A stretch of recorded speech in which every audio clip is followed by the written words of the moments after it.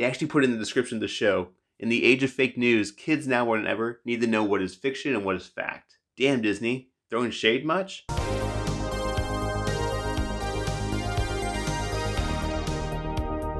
Greetings, programs. This weekend, Disney dropped 2 new blocks of original programming on us, and I watched them, so maybe you don't have to.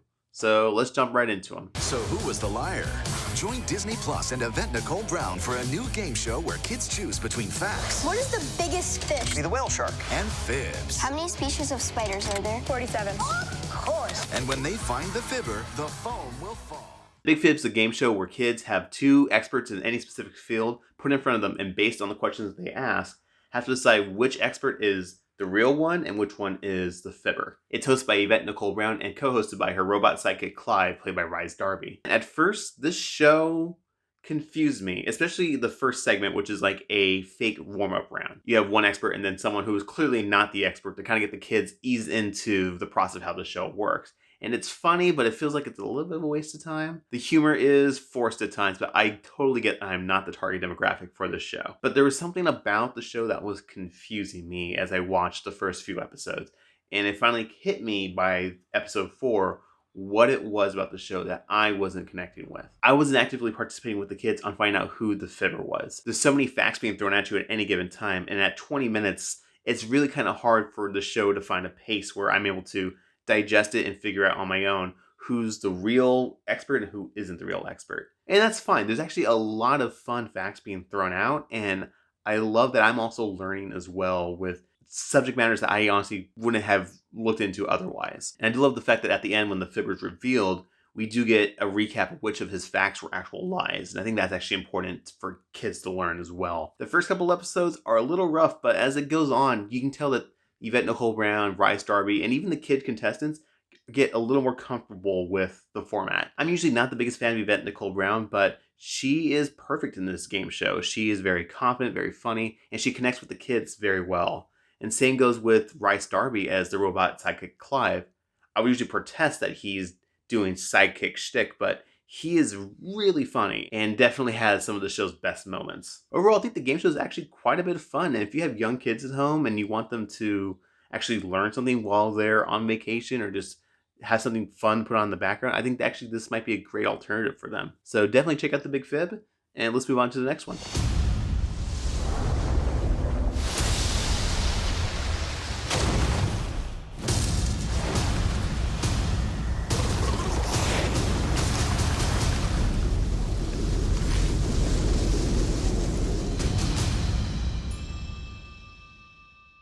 The next one is Zenimation, which is Disney's attempt at ASMR, where we have clips of Walt Disney animated features stripped of everything and just have visuals and sound design. I think it's cool this thing actually even exists, and even though there's very little mass market appeal for this, the fact that it's on Disney Plus at all is really cool. And if anything else, it's a great showcase for just Walt Disney animation and just stripped of all of the score, the voice acting, all that, how much of just the visual and sound makes those films, and it has a nice rawness to it. You also get a better sense of just the beauty of just the animation, and I kind of wish that more films offered a stripped down soundtrack. That way I can just kind of listen to the ambient sounds of an animated feature like Moana or Frozen. Now the videos all have a certain theme. You have water, flight, cityscapes, you have discovery, exploration, and they blend in the modern Disney animated hits of today, and you also have the classics as well. And although the first couple of videos are very heavy on the modern hits, there's a ton of Frozen in the first couple of videos, a ton of Moana, they do blend in a lot of animated classics that don't get regularly seen or used by Disney in promotional material. When was the last time you saw Disney promote The Rescuers Down Under in any sort of way? This definitely isn't something that you're going to gather the family in front of to watch on Disney Plus. But if you have a few minutes and you just kind of want a nice calming environment with some Disney themes to it, throw this on and, you know, kind of just enjoy in the relaxing sense of being that Zenimation brings. I kind of hope they bring more additional seasons with this and more material. This is all based on Disney in-house animated studios. I hope down the line they do one for Pixar. or the live action films. I think that would also be really cool as well. So that's it. That's what I thought of what Disney Plus dropped this weekend. So if you saw it and you have a comment, leave it down below. If you like this video, please definitely give me a like, and please definitely consider subscribing as well. And until next time, thanks so much. End of line.